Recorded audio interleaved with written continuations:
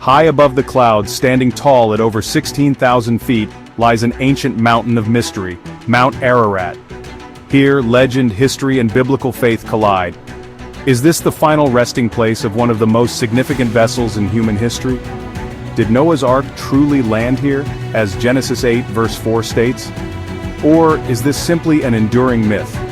Buckle up, because tonight we take a deep dive into one of the greatest biblical mysteries ever known. The Bible states, "Then the ark rested in the 7th month, on the 17th day of the month, on the mountains of Ararat." But what does this mean? And could it be more than a mere legend? To understand the mystery of Mount Ararat, we must first return to the ancient world, before the flood, before civilization as we know it. In Genesis 6, we read that humanity had become corrupt beyond redemption. Violence and wickedness filled the earth, but there was one man who found grace in the eyes of God, Noah.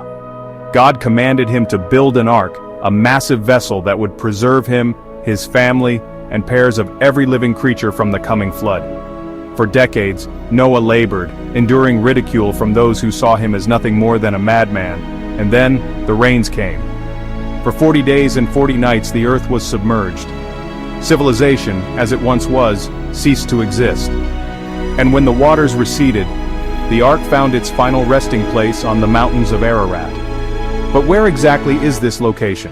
And does evidence remain? The Bible tells us that the ark came to rest on the mountains of Ararat. But where is Ararat? Today, most associate this with Mount Ararat in Turkey, a majestic volcanic peak standing over 16,000 feet high. But could this truly be the final resting place of the ark? For centuries, men have searched for the ark, climbing the treacherous slopes of Mount Ararat, braving political restrictions, and even risking their lives.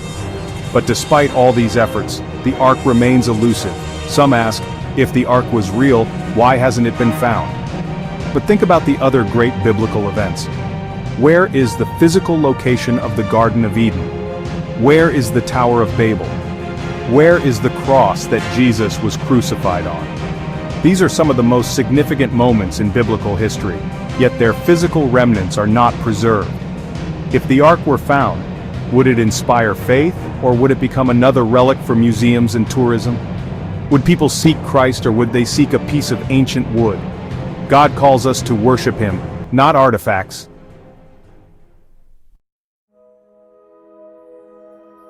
Some skeptics demand proof of Noah's Ark as a prerequisite to believe the Bible.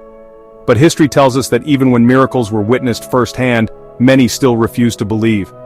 Pharaoh saw the 10 plagues but hardened his heart. The Israelites saw the Red Sea part, yet they doubted God shortly after. Even Judas Iscariot walked with Jesus for 3 years, witnessing countless miracles, yet still betrayed him. Let's consider this question.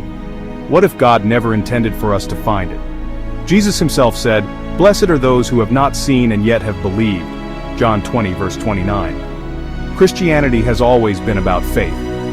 The Apostle Paul reminds us in 2 Corinthians 5 verse 7, "For we walk by faith, not by sight." If the ark were found today, would it suddenly create faith in those who doubt? Or would they dismiss it as another historical artifact, just as people dismissed Christ's resurrection despite eyewitnesses? The search for Noah's Ark is fascinating, but faith in God does not hinge on whether we ever find it. The truth of the flood, the judgment of sin, and the redemption through grace remain unchanged with or without physical evidence. The ark served its purpose, to preserve life and fulfill God's promise. Once Noah and his family stepped onto dry land, the ark's mission was complete. It was never meant to be a monument, an object of worship, or a relic to be revered. The Bible does not command us to find the ark, it commands us to remember its message. Jesus himself referenced Noah's time as a warning for the future. In Matthew 24 verse 37 he says, "As it was in the days of Noah, so it will be at the coming of the Son of Man."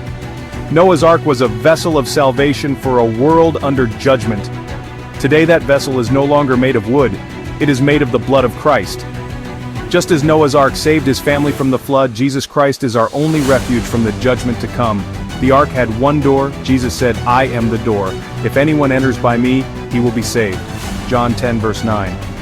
The ark was the only way to survive the flood, and Jesus is the only way to eternal life. So if the ark is never found, it changes nothing. The true ark, the ultimate rescue, is already revealed to us in Jesus Christ. The question is not whether we can find Noah's ark. The question is whether we have entered into the salvation Christ provides. The search for Noah's ark continues, but perhaps the real discovery lies not in wood and stone, but in understanding the message of the flood. If you found this journey thought-provoking, subscribe and join us as we explore more biblical mysteries that challenge and inspire. Until next time, keep seeking the truth.